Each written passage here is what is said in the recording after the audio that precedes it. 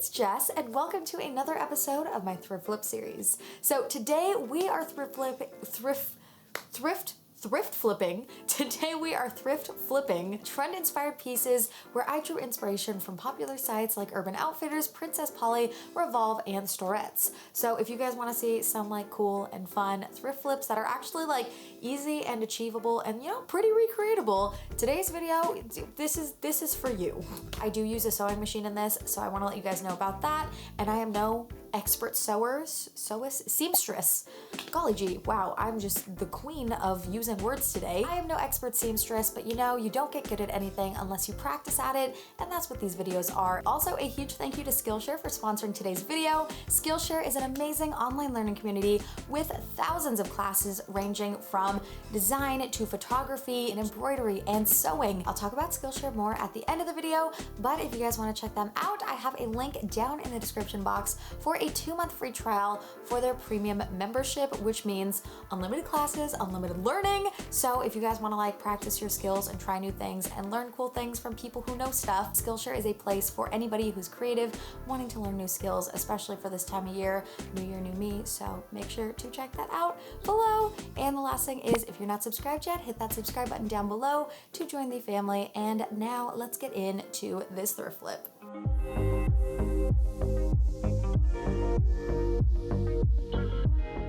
First up, we're working on this Mickey Mouse sweatshirt that I thrifted at the Rose Bowl.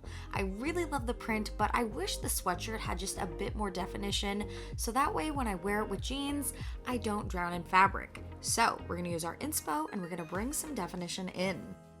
First things first, we're gonna line up the hems because we wanna ensure that everything stays nice and even. Then we're going to fold under how much fabric we want to bring up. I'm taking it up about 1.5 inches to 2 inches to crop it just the slightest bit, and also to get rid of the existing hem that would look a little lumpy if I were to keep it. I'm also making sure to keep a little space under Mickey's feet for breathing room. On the center of the fold on the front and the back, I'm adding a pin to mark the height of the fold. Next, we're flipping it inside out and taking elastic.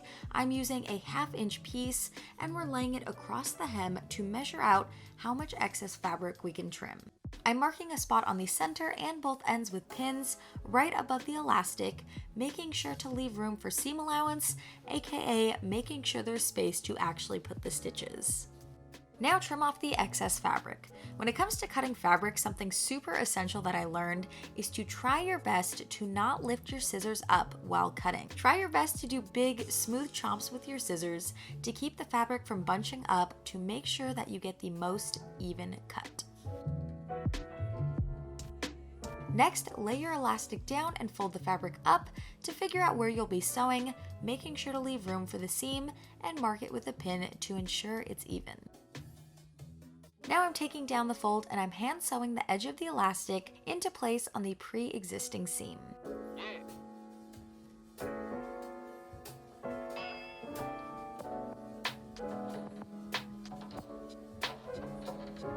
Woohoo! Now we're breaking out the sewing machine.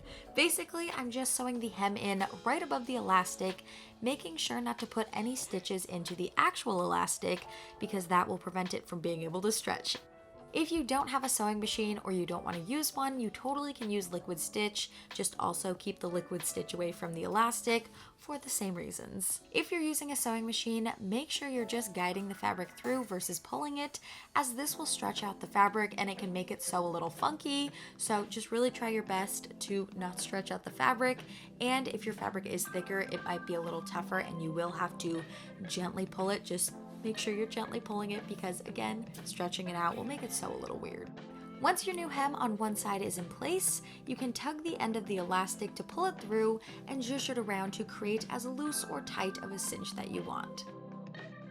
Once you get it perfect, sew the edge of the elastic onto the existing side seam and trim off the excess elastic. Basically, just repeat the same process, and if you have any little openings, just do a little hand stitch to close it up. And there we have it, a super cute cinched bottom sweater. I promise it's way easier than it sounds, and it's such a cute way to change up any like looser bottom sweater or sweater that you want just to have a little bit more structure. Would recommend.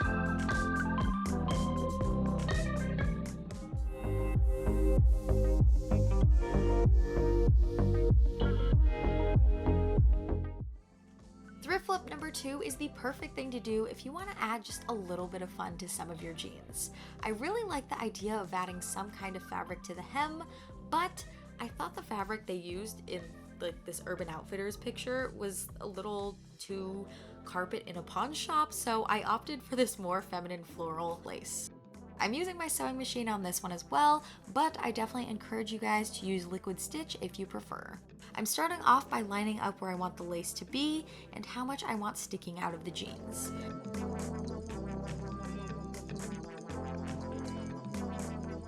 Once I've got it in my ideal spot, I'm lining it up under my sewing machine and sewing it into place using white thread.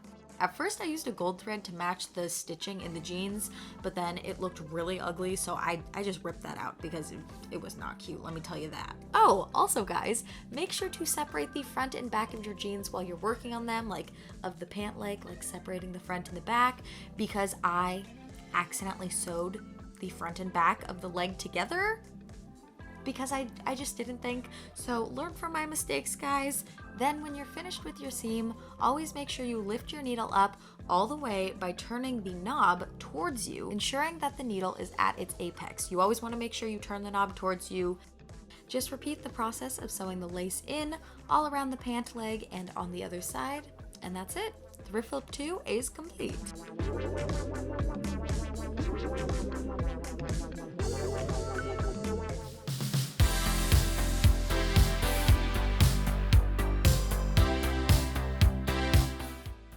For our next thrift flip, let's do something a little bit more simple that can really spice up a piece in the most subtle way. I thrifted this perfect black cardigan a couple months ago that I have been wearing the heck out of. However, I want to step it up and make it even more trendy and stylish. I'm swapping out these plain black buttons for these gorgeous golden pearl looking ones that I found at Hobby Lobby for 50% off.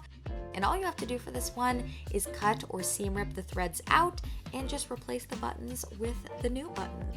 I would recommend going one button at a time to really make sure you keep track of where the previous button spot was to keep the new buttons in the same spot. My last note is to make sure that before you do all of this, that your new buttons are relatively the same size as the old ones so they can fit through the buttonholes. Otherwise, it's not going to work out too hot, so just double check that.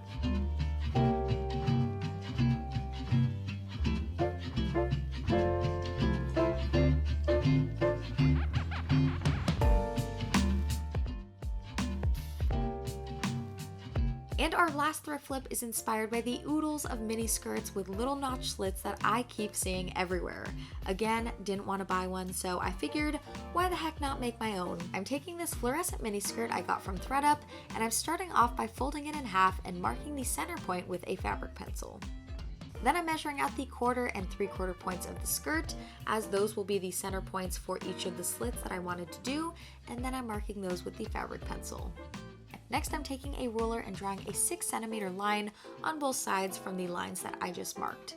Then I'm taking my ruler and creating a triangle by matching the edge of the ruler to the bottom hem of the skirt and lining up the center line with the 6cm mark on the ruler. Then I'm drawing the connecting line. Then I'm cutting out the triangles and taking my skirt to the sewing machine. Again, you can of course use liquid stitch if you like. And the last step of this thrift flip is to fold back the fabric and sew your new hem into place.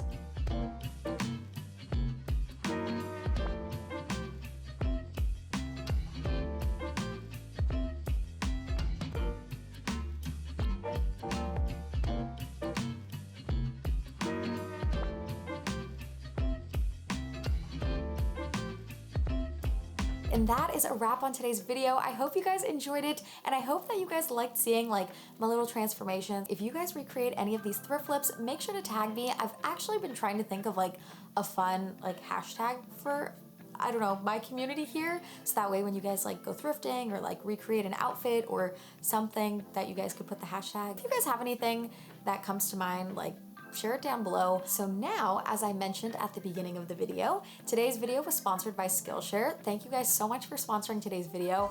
Very excited to work with you because I think this is the perfect thing for this video, for my audience, and for this time of year. So again, as I mentioned, Skillshare is an online learning community with thousands, like I think there's over like 26,000 classes. There's so many classes on everything from like animation and design to photography, filmmaking, videography, and things like crafts, sewing, knitting, crocheting, embroidery. Like there's so much on there. If you guys have any skills that you've been wanting to learn, maybe you've been putting off, maybe you've been like, oh yeah, I'll learn that eventually, and you never get around to it, definitely check out Skillshare. There is something for everyone. And a couple things that I really like about Skillshare in particular is it's on your own time, which is so amazing because like sometimes like trying to fit a class or a workshop into your schedule just doesn't work. But Skillshare, you can do it on your own time. You can revisit things, you can rewatch stuff, and it's significantly more affordable than consistently going to workshops and classes. And let me tell you guys this, because about a month ago, I took a garment workshop class and it was $150 whole dollars, which I mean is like, you know, that's a great thing for like a one-time use, you know, getting some technical hands-on skills. But if you want to just like practice things and try things over and over, going to those consistently is not very financially feasible. But something like Skillshare, it's so much more affordable. It's unlimited classes, you get to practice things, rewatch stuff, and you get to learn about more than just one thing. Oh, and then I wanted to recommend a class. I actually pulled it up on my computer because I wanted to tell you guys all of the things. So if you're interested in like getting into sewing, and like if you find stuff at the thrift store that's like almost cute, it just needs a little help, you know, hold up, I have the perfect class. It's called Sewing 101, The Basics, and it goes from everything from like, there's like an intro, supplies, understanding fabric, which I think is a big one because I think a lot of people don't realize that when you're working with different fabrics, you need to use like different needles sometimes, and the way you work with them, the way they sew together is very different. And then she also covers like getting to know your machine, seam allowance, stitches, needles. So if you're interested in getting into sewing, definitely check out this one. It's super comprehensive and she's very knowledgeable. So make sure you check that out. Make sure you check out Skillshare. Again, free trial down in the description box, 2 months free. You guys, I just love learning and expanding my knowledge. And today's quote of the day, I thought it would be fun to kind of connect all of this like learning and new skills type of thing with the quote of the day. So today's quote reads, "If you're not willing to learn, no one can help you. If you're determined to learn, no one can stop you." So I think that is a great quote to end today's video on, because today's video was all about like learning and like making things, and I thought that was just awesome. So think on that as we go into the week. Thank you guys so much for watching today's video. I hope you have the most amazing rest of your day. I love you guys lots, and I will see you in my next video. Bye.